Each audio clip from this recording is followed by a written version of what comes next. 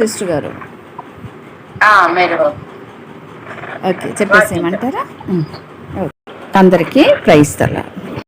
ఈరోజు యెహోషువ గ్రంథం 5వ అధ్యాయం కదా, 5వ అధ్యాయంలోకి వచ్చాము. నిజంగా మనం చెప్పుకుంటూనే వస్తున్నాం కదా. మొదటి అధ్యాయం నుంచి కూడా ఇంట్రడక్షన్ ఇచ్చుంటారు యెహోషువ గురించి. ముఖ్యంగా ఆథరు ఎవరు, దానికి వాళ్ళ గురించి చెప్పుకోవటం కూడా చాలా ప్రాముఖ్యమైన విషయం. ఎందుకంటే దేవుని యొక్క పరిశుద్ధ గ్రంథంలో వాక్యాన్ని లిఖించాలంటే చాలా దేవుని ఆత్మ కలిగి ఉండాలి. దేవుడు కొంతమందిని మాత్రమే కోరుకుంటాడు. అందుకోసం నిజంగా ఒక వాక్యం చెప్పటానికే చాలా మంది భయపడతా ఉంటారు కదా. కానీ దేవుని పరిశుద్ధ గ్రంథంలో ఈ వాక్యాన్ని లిఖించాలంటే పరిశుద్ధాత్మ ప్రేరణ ఎంత అవసరమో మనం ఊహించగలం. కాబట్టి దాన్ని బట్టి మనం యేసు ప్రభువా దేవుడు వీరిలో ఉండి ఎంతగా మన కొరకే రాయించాడు అని కూడా, వాళ్ళు ఎంతగా దేవుని కొరకు త్యాగం చేసి దేవునితో నిజంగా ఎంత సన్నిహిత సంబంధం కలిగి ఉంటారో అనేది కూడా మనం ఊహించుకోవచ్చు. నిజంగా దేవుడు ఎవరిని వాడుకుంటాడంటే ఆయనకి సమీపంగా ఉన్న వాళ్ళని, ఆయనకి ఇష్టంగా ఉన్న వాళ్ళని, ఆయన ఆజ్ఞలను గైకొనే వాళ్ళని. ఈ విధంగా దేవుడు తన పరిశుద్ధాత్మ ప్రేరణ ద్వారా వ్రాసిన పుస్తకం ఇది, పరిశుద్ధ గ్రంథము. కాబట్టి ప్రభుకి సన్నిహితంగా ఉన్న వాళ్ళని ఆయన వాడుకొని ఉంటాడు. ప్రభు కోసం ఎన్నో వీళ్ళు శ్రమలు పొంది ఉంటారు. నిజంగా అందరు భక్తులను చూసినట్లయితే మోషే ఎంతగానో దేవుని కోసం వాడబడిన వాడు, ఎన్నో శ్రమలు అనుభవించినాడు. మానసికంగా కూడా అన్ని విధాలుగా తన త్యాగపూరితమైన జీవితం జీవించినాడు. అందుకే దేవుడు మోషేని వాడుకున్నాడు 5 పుస్తకాలు రాయటానికి, ధర్మశాస్త్రాన్ని మనకి ఇవ్వటానికి మోషేను కోరుకున్నాడు. అంటే రాజుగా ఉండవలసిన మోషే నాకు వద్దు, ఈ రాజరికం నాకు వద్దు, యెహోవాతో కూడా ఉంటే భాగ్యం అనుకున్నాడు. అందుకే వెళ్ళిపోయినాడు అక్కడి నుంచి. నిజంగా త్యాగం చేసినాడు తన జీవితాన్ని. నిజంగా తను దేవుడు ఎంతో నేర్పించుకొని మోషేని వాడుకున్నాడు. అందుకే మోషే ఆ ధర్మశాస్త్రాన్ని రాయగలిగాడు. దేవునితో ముఖాముఖిగా మాట్లాడే స్థాయిలోకి దేవుడు తెచ్చుకున్నాడు. దేవునితో ముఖాముఖిగా మాట్లాడటం అంటే అది అందరికీ ఆషమాష కాదు. ఆ దినాల్లో చాలా కొంచెం మందికి మాత్రమే దేవుడు కనబడేవాడు.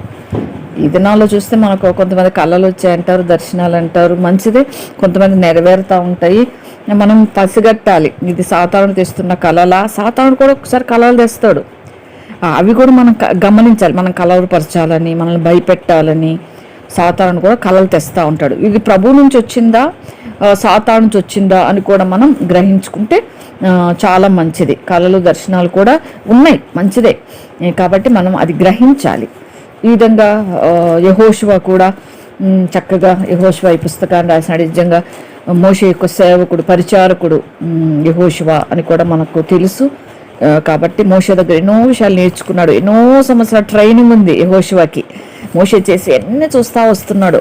ఇశ్రాయేల్ ప్రజల యొక్క లక్షణాలన్నీ యెహోషువ ఎరుగును. వారితో కలిసి జీవించాడు, వారితో కలిసి ఉన్నాడు. నిజంగా కాబట్టి ఇశ్రాయేల్ ప్రజలు ఎటువంటి వారో యెహోషువకు తెలుసు.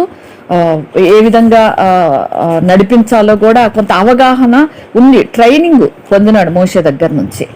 నిజంగా చాలా గొప్ప విషయం. అందుకే యెహోషువను గొప్పగా వాడుకున్నాడు దేవుడు. నిజంగా మోషే ఒక నాయకుడిగా దేవునితో ముఖాముఖిగా మాట్లాడుతూ దేవుని ప్రజలు నడిపిస్తూ ఉంటే, యెహోషువ అయితే బహిరంగంగా యుద్ధాలు చేసినాడు. 31 మంది రాజులతో యుద్ధాలు చేసి దేవుని శక్తితో జయించినాడు యెహోషువ. చాలా గొప్ప విషయం ఇది నిజంగా. కాబట్టి ఎన్నో విషయాలు యెహోషువ అయితే ఎక్కడ తప్పిపోకుండా దేవుని విషయాలు జాగ్రత్తగా జీవిస్తూ వచ్చినాడు. ఎందుకంటే చెప్పుకున్నాం కదా, ఆల్రెడీ పరిచర్యలు మోషే క్రింద నేర్చుకున్నాడు యెహోషువ. మోషే దగ్గర నేర్చుకున్నాడు. మోషేకి సలహా కూడా ఇచ్చాడు యెహోషువ ఒక చోట. అంటే అని అందరూ మాట్లాడుతూ ఉంటే, ప్రవచనాలు చెప్తా ఉంటే కొద్దిసేపు వాళ్ళని ఆపమని చెప్తాడనమాట మోషేకి. ఈ విధంగా అప్పటి నుంచే ట్రైనింగ్ పొందినవాడు యెహోషువ. కాబట్టి అందుకే దేవుడు అంత గొప్పగా వాడుకున్నాడు. ప్రభు దగ్గర కృప పొందుకుంటూ గొప్ప కార్యాలు చేసినాడు యెహోషువ. నిజంగా ఎట్లా అంటే ఏలియా దగ్గర నుంచి 200 ఆత్మ పొందుకొని ఎలీషా కూడా చాలా గొప్ప కార్యాలు చేసినాడు. 200 ఆత్మ పొందుకొని ఎక్కువ అద్భుతాలు ఏలియా కంటే కూడా చేశాడు అనొచ్చు ఎలీషా. ఆ విధంగా మోషే కంటే కూడా ఎక్కువగా యెహోషువ చేసినాడు. ఏదేమైనా మోషే మిక్కిలి సాత్వికుడు, కానీ చివరిలో ఒకే ఒక్క రీజన్ బట్టి మోషే ఆ విధంగా అవటం జరిగింది. బండనితో మాట్లాడమంటే బండని కొట్టడం, అది దేవుడు ఏంటంటే చిన్నదే కదా అనుకోవచ్చు, కానీ అది దాని మర్మం చూసినట్లయితే అది చాలా గొప్పదే. ఎందుకంటే ఆ దినాల్లో కూడా తండ్రి కుమార పరిశుద్ధాత్మ దేవుళ్ళు త్రియేక దేవుడుగా పనిచేస్తూ వచ్చినారు. ఎందుకంటే అబ్రహాము దగ్గరకు కూడా ముగ్గురు వచ్చినారు కదా, లోతు దగ్గరికి ముగ్గురు వచ్చినారు. అదేవిధంగా బండను కొట్టేటప్పుడు కూడా, బండంతో మాట్లాడేటప్పుడు కూడా దేవుడు అంటాడు, హో దేవుడు నేను ఇక్కడే ఉంటా, నేను ఇక్కడ పక్కన నిలబడి ఉంటాను, బండతో మాట్లాడు అంటాడు. ఫస్ట్ టైం మాట్లాడతాడు, నీళ్ళు వస్తాయి, ప్రజలందరి ముందు ఎరుగునట్లుగా దేవుడు గొప్ప కార్యం అక్కడ ప్రజల ముందు జరిగించుకుంటాడు ఆయన. కాబట్టి దేవుడు అక్కర తీర్చే దేవుడు అని మన కొరింథీ పత్రికలో చూసినట్లయితే మనకు తెలిసిన భాగం ఏది, మొదటి కొరింథీలో ఏమన్నట్టు, ఆ బండ క్రీస్తే ఆ బండ, అప్పుడే కుమారుడైన క్రీస్తు ద్వారా దేవుడు తండ్రి యొక్క అక్కర కుమారుని ద్వారా తీర్చాడు ప్రజల అక్కర. ఇప్పుడు కూడా అందుకే కదా సిలువలో కుమారుడు చనిపోవటాన్ని బట్టి మనకు రక్షణ వచ్చింది. తర్వాత బండతో మాట్లాడమంటాడు సెకండ్ టైం దేవుడు. అప్పుడు మోషే ఏం చేస్తాడు, ఫస్ట్ బండను కొట్టమంటాడు. ఎందుకు ఫస్ట్ బండను కొట్టమంటాడంటే ఆ యొక్క ఇశ్రాయేలు ప్రజలు సనుగుళ్ళు గొనుగుళ్ళు ఆ పాపము అంతటిని కూడా క్రీస్తు మీద వేసినాడు తండ్రి. అందుకే ఆ దెబ్బ ఇశ్రాయేలు ప్రజల మీద పడవలసిన ఆ దెబ్బ క్రీస్తు వేసుకున్నాడు. ఆ బండను కొట్టడం జరిగింది ఫస్ట్ టైం, భరించాడు, ఆల్రెడీ ఒకసారి భరించాడు. అందుకే సెకండ్ టైం అంటాడు దేవుడు, నువ్వు బండతో మాట్లాడు ఈసారి అంటాడు. కానీ మోషే అక్కడ తప్పిపోతాడు. నిజంగా యెహోవా దేవుడు అక్కడే పక్కన నిలబడి ఉంటాడు. అయితే బండని కోపముతోటి కొడతాడు. అది ప్రభు సహించలేకపోతాడు. ఆయన మాట వినకపోవటంలో అంత గొప్ప ఇది ఉంది, అదే క్రీస్తు అయిన బండ. కాబట్టి ఆ విధంగా మోషే ఒక్క విషయంలో తప్పిపోవటాన్ని బట్టి కనాను చేరలేకపోయినాడు. ఏదేమైనా యెహోషువ కనాను చేరినాడు. తర్వాత దేవుడు చక్కటి జ్ఞానం ఇచ్చినాడు. చెప్పంటే మొదటి అధ్యాయంలో చూస్తే యెహోషువ కొంచెం భయస్థుడని అర్థమవుతా ఉంది, కొంచెం పిరికివాడని అర్థమవుతా ఉంది. అన్ని సంవత్సరాలు చూసినాడు కదా ఇశ్రాయేలు ప్రజల గురించి, సనుగుతారు గొనుగుతారు, అయ్యో మోషేనే విసిగిపోయి అనగూడని మాట అనేసాడు, తర్వాత కొట్టేశాడు బండని, వీళ్ళు నన్ను ఎట్లా చేస్తారు అనుకున్నప్పుడు ఫస్ట్ చాప్టర్లో దేవుడు చాలా అభయం ఇస్తాడు. భయపడొద్దు అని చాలాసార్లు చెప్పడం జరిగింది దేవుడు. దాన్ని బట్టి చూస్తే యెహోషువ బాగా భయపడ్డాడు. అయినప్పటికీ ప్రభువుని బట్టి దేవుడు ధైర్యం చెప్పినప్పుడు ధైర్యంగా ఉండాలి. చాలామంది వాగ్దానాలు భయపడకుము అని వస్తే భయపడటం స్టార్ట్ చేస్తారు. ఎందుకంటే భయపడకుము అంటే ఆ పరిస్థితుల్లో, మనం భయపడే పరిస్థితులు దేవుడు మనకు తోడుగా ఉంటాడు అని అర్థం. అని ఇంక మనం భయపడము అని. దేవుడు భయపడొద్దు అన్నాడంటే, ఇప్పుడు మన పిల్లలు చేయి పట్టుకొని వెళ్తూ ఉంటాం, మార్గ మధ్యలో ఏదైనా ఒక చిన్న అంటే పిల్లలు ఒకవేళ చిన్న సింపుల్ ఎగ్జాంపుల్ తీసుకుంటే, ఒకవేళ అక్కడ ఏమన్నా కుక్కలు ఉంటాయి ఆ రోడ్డు మీద, నాన్న అక్కడ కుక్కలు ఉంటే జాగ్రత్త భయపడొద్దు అని చెప్పి చేయి పట్టుకొని తీసుకెళ్తుంటారు. అప్పుడు పిల్లలు ఏం చేయాలి, మమ్మీ నువ్వు ఉన్నావు కదా నాకెందుకు భయం, డాడీ నువ్వు ఉన్నావు కదా నాకెందుకు భయం, నన్ను ఎత్తుకుంటారు కదా మమ్మీ డాడీ అని ఆ భరోసా చిన్న బిడ్డల్లో ఉంటుంది. వాళ్ళు ఎత్తుకుంటారు ఆ సమయంలో. అదేవిధంగా దేవుడు భయపడొద్దు అంటే ఆ ప్లేస్లో మనం భయపడే స్థానంలో ప్రభు నిలుచుండి మనకు సహాయం చేస్తాడు అని. కాబట్టి భయపడొద్దు అని వాగ్దానం వస్తే భయపడకూడదు. చాలామంది నుంచి విన్నాను నేను, భయపడొద్దు అని వచ్చింది సిస్టర్, ఏమవుద్దు అని. భయపడొద్దు అంటే ఏమవుతుంది అంటే ఆల్రెడీ ఆ పరిస్థితి వస్తుంది. దేవుడు ముందుగానే ఎరిగినాడు కనుక, ఎందుకంటే ముందుగానే మన భవిష్యత్తు జ్ఞానం ఎరిగిన దేవుడు. పేతురేంటో ఎరిగాడు, నువ్వు బొంకుతావని చెప్పేశాడు. తర్వాత యూదా ఏంటో తెలుసు దేవునికి. అదే యోహాను సువార్తలో ఉంటుంది కదా, యోహాను సువార్త 6వ అధ్యాయం 49వ వచనంలో అంటాడు, నేను 69లో అనుకుంటా, తర్వాత చూడండి మీరు, అక్కడ ఏమంటాడంటే, నేను 12 మందిని ఏర్పరచుకున్నా, వాళ్ళు ఒకడు సాతాను. యూదా సాతాను చేతికి వెళ్ళిపోతాడని తెలుసు. సాతాను కాబట్టే యేసు ప్రభువారిని అప్పగించాడు. అది సాతాను అంటాడు దేవుడు. యూదాలో సాతాను ప్రవేశించిందని కూడా అనలేదు అక్కడ, ఒకటి సాతాను మీలో అని. కాబట్టి దేవుడు ముందుగానే భవిష్యత్ జ్ఞానం ఎరిగిన దేవుడు కాబట్టి, పలానా పరిస్థితి వస్తుంది కాబట్టి నా బిడ్డలు భయపడతారు కాబట్టి వాళ్ళకి నేను భయపడద్దు అని చెప్తాను, ఆ టైంలో నేను ఉంటాను అని మనకు అభయం ఇస్తున్నాడు. కాబట్టి ఆ విధంగా ఉండాలి. రెండో అధ్యాయంలో మనం చూసిన వేగుల వారిని ఇద్దరిని పంపటము, అక్కడ రాహాబు మంచి సాక్ష్యం ఇస్తుంది. అది చాలా గొప్ప విషయం, అది మనం నేర్చుకోదగ్గ విషయం. ఆమె ఒక అటువంటి జీవితం జీవిస్తూ కూడా ప్రభువుని గురించి చాలా భయపడేది. ఆమె నిజంగా విశ్వాసులను చెప్పుకుంటూ దేవునికి భయపడిన వాళ్ళు ఉన్నారు, కానీ ఆమె అటువంటి భయంకరమైన జీవితం జీవిస్తూ కూడా దేవునికి భయపడింది. అది దేవుడు మెచ్చాడు. అందుకే దేవుడు రాహాబుని తన ద్వారా తన కుటుంబాన్ని రక్షించుకునేటట్టు చేస్తాడు. అంటే ప్రాణానికి తెగించి వేగుల వారిని కాపాడింది రాహాబు. దేవునికి భయపడింది. వీళ్ళ దేవుడు గొప్ప దేవుడు అంటది కదా, మిమ్మల్ని గూర్చి మీకు దేవుడు చేసిన కార్యాలను మేము వినినప్పుడు మా గుండెలు కరిగిపోయినాయి. ఎంత భయపడ్డారండి, ఎంత భయం, దేవుని భయం వాళ్ళకి.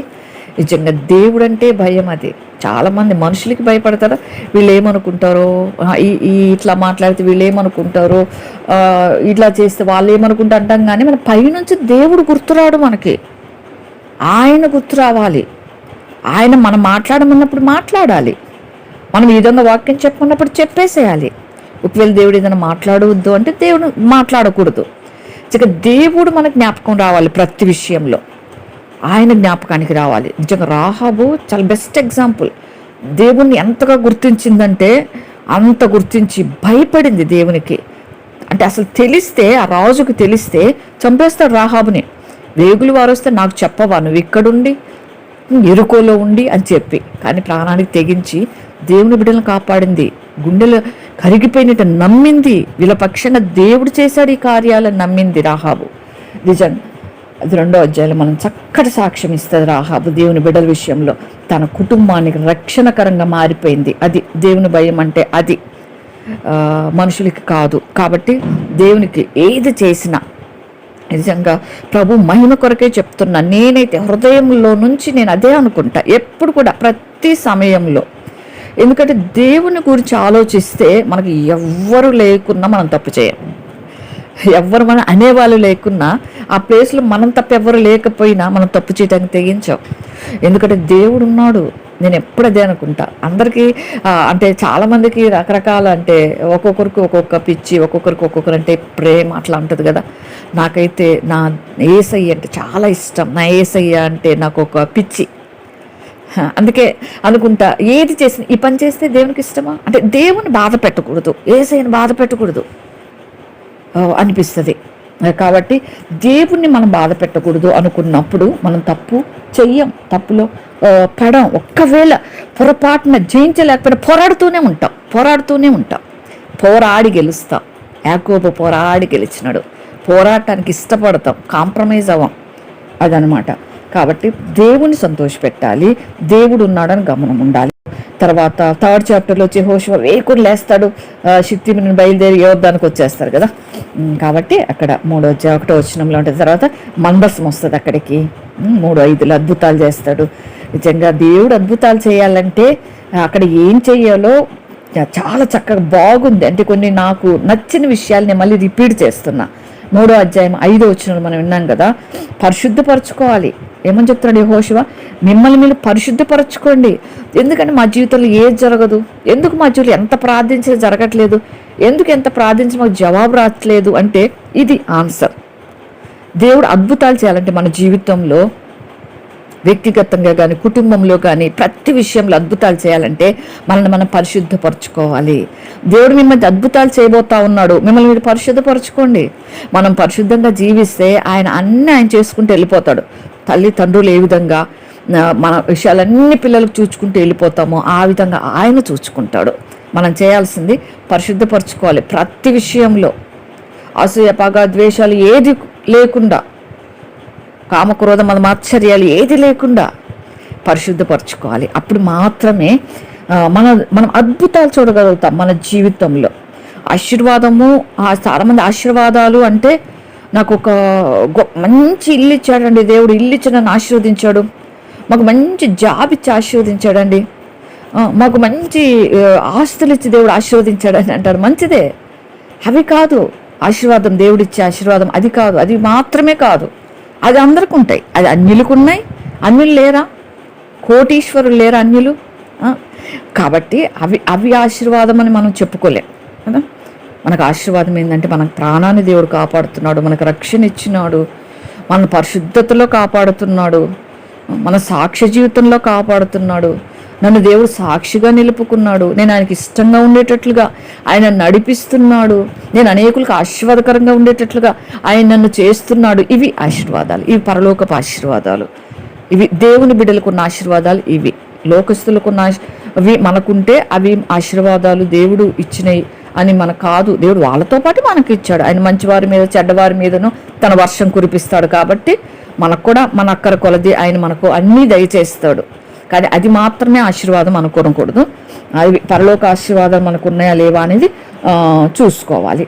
తర్వాత దేవుడు ఆ విధంగా వాగ్దాన్ని నెరవేర్చే దేవుడు. ఇంకా ఎంత గొప్ప కార్యం 3:15-16 3వ అధ్యాయం చూస్తున్నాం. నీ లేఖ రాసుగా నిలిచిని అని. ఎర్ర సముద్రాన్ని మోషే ద్వారా దేవుడు మోషేని వాడుకొని కర్ర చూపించని ఈ విధంగా పాయసారి నెల నడిపించినాడు. యెహోషువ ద్వారా ఎరుకోను గోడల్లాగా నీళ్ళు నిలిపించి 6 నెలలు నడిపించుకున్నాడు. నిజంగా గొప్ప విషయం. మోషే చేసిన కార్యం ఇక్కడ యెహోషువ ద్వారా కూడా దేవుడు చేయించుకున్నాడు. నిజంగా చాలా గొప్ప విషయం. కాబట్టి ఆ విధంగా మనం ఉండాలి. కాబట్టి దేవుని కొరకే మనం కూడా ఆ విధంగా నిలబడినట్లయితే దేవుడు మన ద్వారా కూడా మనకు తగిన స్థాయిలో మన ఇక్కడ మన ఉన్న చోట అక్కర కలిగిన విధానంలో దేవుడు మనల్ని కూడా వాడుకుంటాడు. కాబట్టి ఇంకా దాని తర్వాత 4వ అధ్యాయంలో చూసిన ఒక్కొక్క గోత్రానికి ఒక్కొక్కరిని నిలబెట్టుకున్నట్టు 12 మంది మనుషులను ఏర్పరచుకున్నారు. రాళ్ళు నిలబెట్టమన్నాడు. ఇది ఒక గొప్ప విషయం. ఇది కూడా నాకు నచ్చింది. ఈ వచనం ద్వారా దేవుడు నాతో మాట్లాడినాడు. ఈ రాళ్ళు ఏం చేస్తాయంటే సాక్ష్యం ఇస్తాయి. రేపు మనుషులు మనం వచ్చే సాక్ష్యం ఇవ్వరంట, రాళ్ళు సాక్ష్యం ఇస్తాయంట. మనుషులు అంటారంట, లేదు ప్రభువా నాకు అసలు అవకాశమే లేదు, నేను దేవుని నమ్మాలంటే నాకు ఎవరు చెప్పలేదు, నా కోసం ఎవరు ప్రార్థన చేయలేదు, నాకు ఎవరు బోధించలేదు అంటే రాళ్ళు చెప్తాయంట సాక్ష్యం. ఇక్కడ సువార్తకు వచ్చి వాళ్ళు సువార్త చెప్తా ఉంటే దేవుని బిడ్డలు వచ్చి మేము విన్నామని చెప్తాయంట రాళ్ళు. ఇక్కడ రాళ్ళు సాక్ష్యం ఇస్తాయి, రాళ్ళు మాట్లాడతాయి. అప్పుడు నిజంగా గాడిదే మాట్లాడింది. కాబట్టి ఆ విధంగా సాక్ష్యం అది మనం 4వ అధ్యాయంలో చూసినాం కదా. తర్వాత ఇంకొక వచ్చిన కూడా 6, 7 వచనాలు చాలా బాగుంటాయి. మీ కుమారులు రాళ్ళు ఎందుకని అడిగితే అది చెప్పాలి. దేవుడు ఇక్కడ గొప్ప కార్యం చేసినాడు. దేవుడు చేసిన గొప్ప కార్యం గురించి మీరు మీ పిల్లలకు బోధించండి.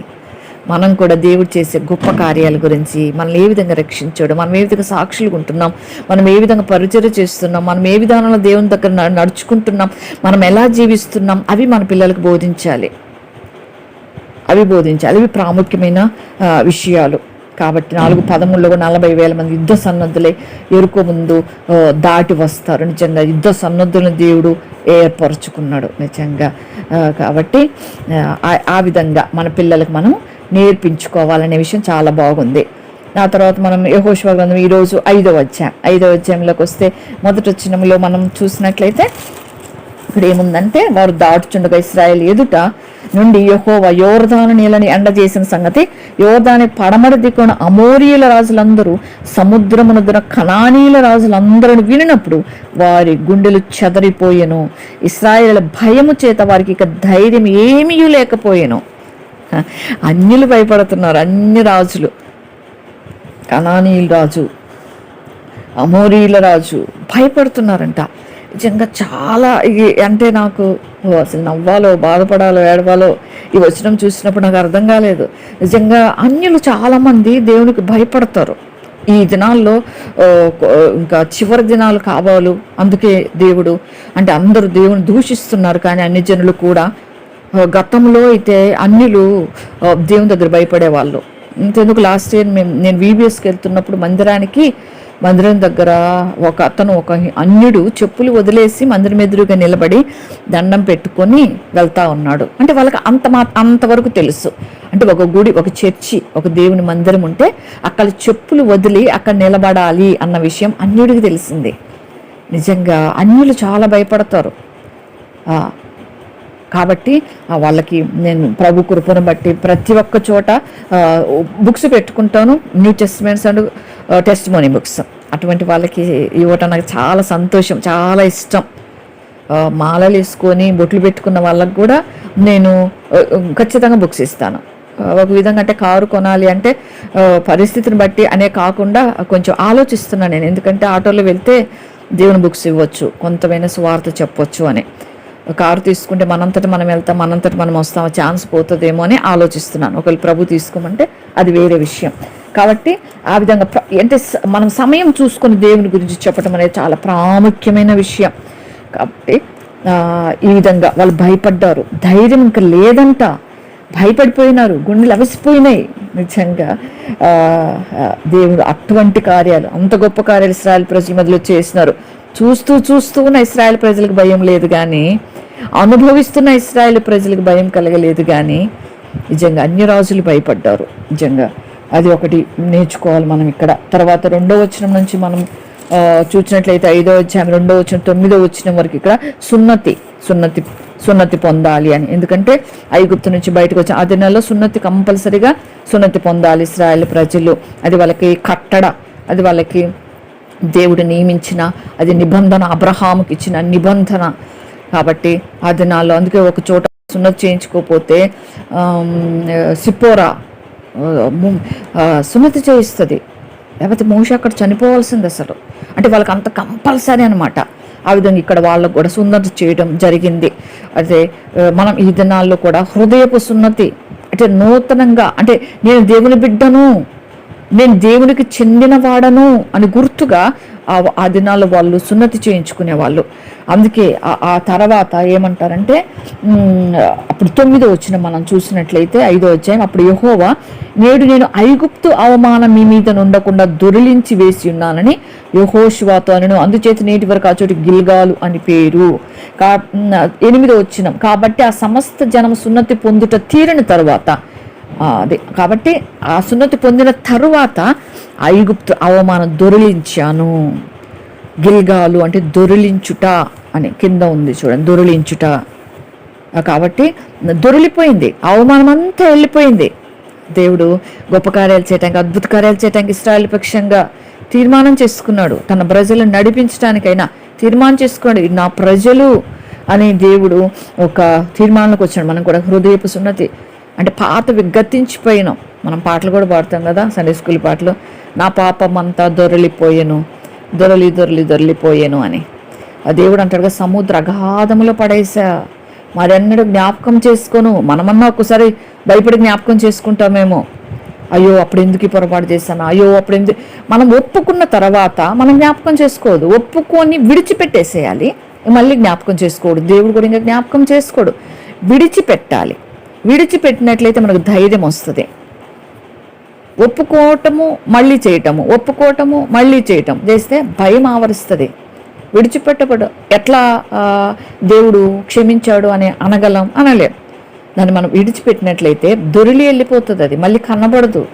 సముద్రంలో ఏదన్నా పడితే వెతుక్కోగలమా? అట్లా మన పాపాలు దేవుడు వీపు వెనకాల వేసుకున్నా అంటాడు. కాబట్టి ఆయన వీపు వెనక ఇట్లా మన ముందు నిలబడి మన వెనక ఏముంది కనిపిస్తుందా? కనిపించదు. ఇంకంతే, ఇంకా కనపడదు దేవునికి మన పాపాలు. ఒప్పుకోవాలి, విడిచిపెట్టాలి, మళ్ళా చేయకూడదు. ఆత్మీయ పోరాడాలి, పాపంపై విజయం పొందాలి. అప్పుడే మనం ఆత్మీయంగా దినదినం ఎదుగుతున్నట్లుగా. అదే గుర్తు, మన దేవునికి సమీపంగా ఉన్నామన్న గుర్తు అదే. అనుదినం పోరాటం అదే మన యుద్ధం. యెహోషువ చేసినాడు యుద్ధం, అది బాహ్య సంబంధమైన యుద్ధం. అది రాజులతో యుద్ధం చేస్తే దేవుడు సహాయం చేస్తాడు. ఆ బాహ్య సంబంధమైన యుద్ధాలకి దేవుడు సహాయం చేస్తాడు, కానీ అంతరంగమైన యుద్ధానికి మనమే యుద్ధం చేసుకోవాలి. అంతరంగ పోరాటం, శరీరంతో పోరాటం, మనకు వచ్చే ఆలోచనలతో పోరాటం, మనం నడిచే నడవడితో పోరాటం, మనకు దేవునికి ఆయాస్కరమైన ఇష్టం లేని పనులపై, మనస్సులపై పోరాటం, అది మనం చేసుకోవాలా.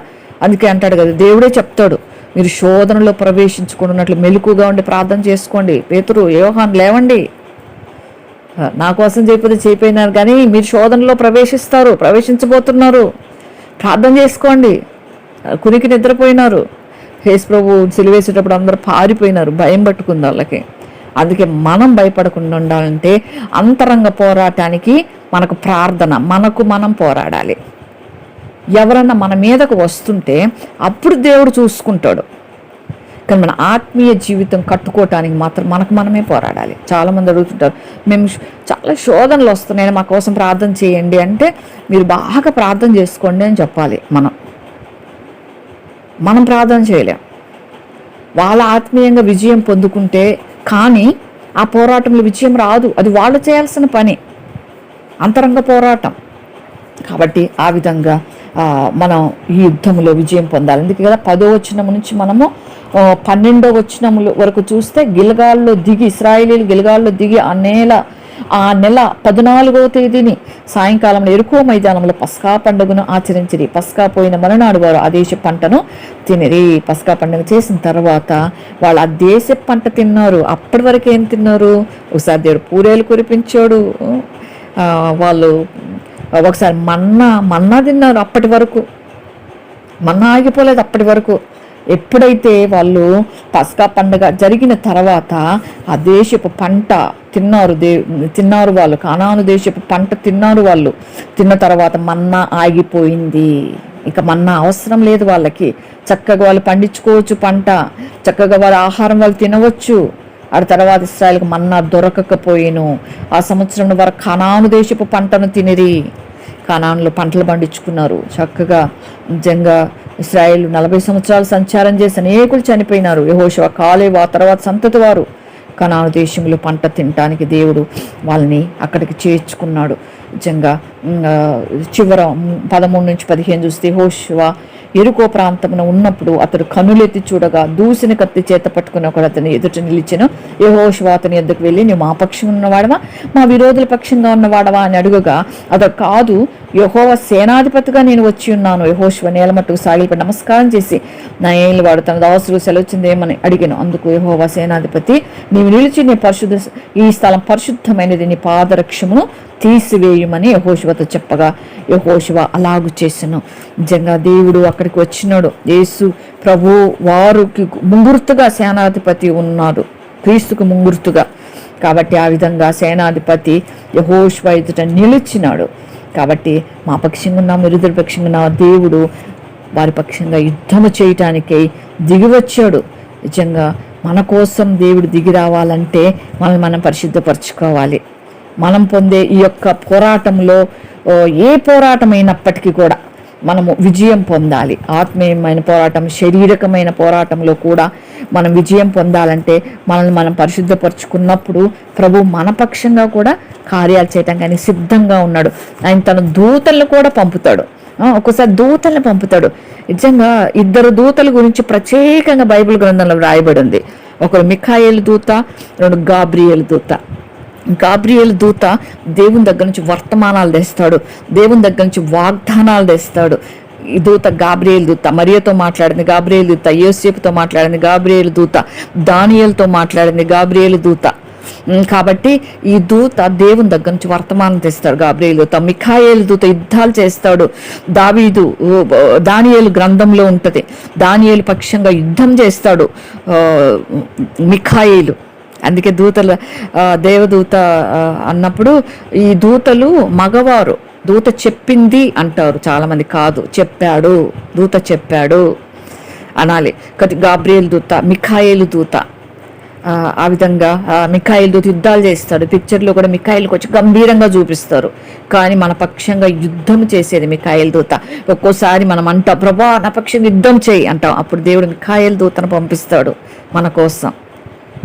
ప్రభా నాకు వాగ్దానము, నీ దగ్గర నుంచి నాకు ఒక వాగ్దానం కావాలన్నప్పుడు గాబ్రియేలు దూతను పంపుతాడు. నిజంగా ఆ విధంగా దేవుడు తన దూతలను మన కోసం పంపుతాడు. మనం ప్రభువుకు సమీపంగా ఉన్నప్పుడు, ప్రభువుకు దగ్గరగా ఉన్నప్పుడు. నిజంగా అందుకే దేవుడు అంటాడు కదా, మనము నిత్య జీవపు ఆహారం, దేవుడిచ్చే ఆహారం, దేవుడిచ్చే మన్నా మనం తినాలి. అందుకే యోహాను సువార్త 6వ అధ్యాయంలో ఉంటుంది. 47, 49 కలిసి ఉన్నాయి. విశ్వసించువాడే నిత్యజీవం కలవాడు, జీవాహారం నేనే. మీ పితరుల అరణ్యంలో మన్నాను తిని చనిపోయిరి, దీనిని తినివాడు చావకుండానట్లు పరలోకము దిగి వచ్చిన ఆహారం ఇదే. పరలోకము దిగి వచ్చిన జీవాహారం నేనే. ఎవడైనా ఆహారం భుజించితేనే వాడు ఎల్లప్పుడూ జీవించును, మరియు నేను ఇచ్చిన ఆహారం లోకమునకు జీవము కొరకై నా శరీరమే అని మీతో నిశ్చయంగా చెప్పుచున్నాను. ఈ విధంగా హృదయపు సుందరత పొందిన వారు బాప్తీసం పాలు పొందుతారు. బాప్తీసం పొందిన వారు ప్రభు యొక్క బలలో, శరీరంలో, రక్త మాంసంలో పాలు పొందుతాం. అదే మన జీవాహారం, దేవుని యొక్క వాక్యం, ఈ గ్రంథం. హిజ్కేల్ అంటాడు కదా, ఆ గ్రంథాన్ని దేవుడు నన్ను తినమన్నాడు, నేను తినేసా, అది నా కడుపుకి నా నోటికి చేదే, నా కడుపులో నోటికి తీపిగా ఉంది కానీ కడుపులో వెళ్ళి చేదైంది అంటాడు అక్కడ. కాబట్టి ఆ వాక్యాన్ని మనం భుజించాలి, అంటే అంతగా చదవాలి, ధ్యానించాలి, గైకొనాలి, స్వీకరించాలి, అంగీకరించాలి. కాబట్టి మనం చెప్పటానికి, బోధించడానికి మాత్రమే కాకుండా మనకు అన్వయించుకోవటానికి ఈ యొక్క గ్రంథాన్ని మనం చదివినప్పుడు అది మనం భుజించినట్లుగా. ఆ జీవాహారం నేనే అంటాడు దేవుడు. జీవం ఇస్తుంది ఆహారం, పరలోకాన్ని చేరుస్తుంది. వాక్య ప్రకారం నడిచినట్లయితే, వాక్య ప్రకారం మనం జీవిస్తే మనం పరలోకాన్ని స్వతంత్రించుకుంటాం. అందుకే జీవాహారం, యుగయుగాలు జీవించే ఆ నిత్యరాజ్యంలోకి వెళ్ళాలంటే దేవుడిచ్చే ఈ ఆహారం, ఈ ఆత్మీయమైన మన్నా, ఈ యొక్క వాక్యం మనం భుజించాలి, తినాలి. మన నోటికి తీయగా ఉంటుంది, నిజంగా మనం మధురంగా ఉంటుంది. తేనె కంటే మధురమైనది దేవుని వాక్యం. జుంటి తేనె తారల కన్నా తీపి అయినది. అది మనం ఇష్టంగా మనం స్వీకరించినప్పుడు, ఇబ్బందికరంగా ఉన్నప్పుడు అన్ని ఇబ్బందిగానే కనిపిస్తాయి. కాబట్టి దేవుని వాక్యం మనం ఇష్టంగా స్వీకరించాలి నిజంగా. కాబట్టి ఆ విధంగా వాక్యాన్ని మాత్రమే చూడాలి, దేవుణ్ణి మాత్రమే చూడాలి, దేవుని స్వరం ఎక్కువగా మనం వినాలి. మరి ఈ కష్టతరమైన పరిస్థితుల్లో మంచి దైవజనులు, ప్రార్థనా పరులు అని మనం ఎరిగినట్లయితే వాళ్ళకి చెప్పుకోవచ్చు. కానీ మనం ఎవరికంటే దగ్గరికంటే వాళ్ళ దగ్గరికి వెళ్ళి సలహాలు ఇస్తే రాంగ్ గైడెన్స్ చేసే అవకాశం ఉంటుంది. కాబట్టి ఎక్కువగా మనం వాక్యం వైపు చూడాలి, దేవుని వైపు మనం చూడాలి. ఒకసారి పేరెంట్స్ కూడా రాంగ్గా నడిపించే ఛాన్స్ ఉంటుంది నిజంగా. ఎగ్జాంపుల్ యాకోబుని తీసుకోవచ్చు మనం. రిబ్కా అంటది అక్కడ నుంచి వెళ్ళిపోమంటది. తన యవ్వన జీవితం అంతా కూడా ఒక బానిసలాగా బ్రతికాడు యాకోబు పాపం. నిజంగా శ్రమలు అంటే యాకోబు గుర్తొస్తాడు. శ్రమలకి ఎగ్జాంపుల్ యాకోబే. చిన్నప్పటి నుంచి శ్రమల్లో గుండా వెళ్ళవలసి వచ్చింది. కాబట్టి దేవుణ్ణి అడగాలి. ఆ సమయంలో దేవుని అడగలేకపోయినాడు యాకోబు. కాబట్టి ఆ విధంగా మనము కూడా వాక్యం, ఈ యొక్క వాక్యాన్ని భుజిస్తే, జీవాహారమైన వాక్యాన్ని భుజిస్తే దేవుడే మనతో మాట్లాడుతుంటాడు. అత్యవసర పరిస్థితుల్లో దైవజనుల యొక్క మనము ఆత్మని ఎరిగిన వారమే. ఎవరైతే ఆత్మ కలిగిన వారో వారి సలహాలు తీసుకుంటే ఈ యొక్క జీవాహారం మనకి ఇంకా సమృద్ధిగా దొరుకుతుంది. కాబట్టి ఆ విధంగా ఉన్నట్లుగా పరిశుద్ధాత్మ దేవుడు మనకు సహాయం చేయను గాక. దైవమ్మా మీకు వందనాలు, స్తుతులు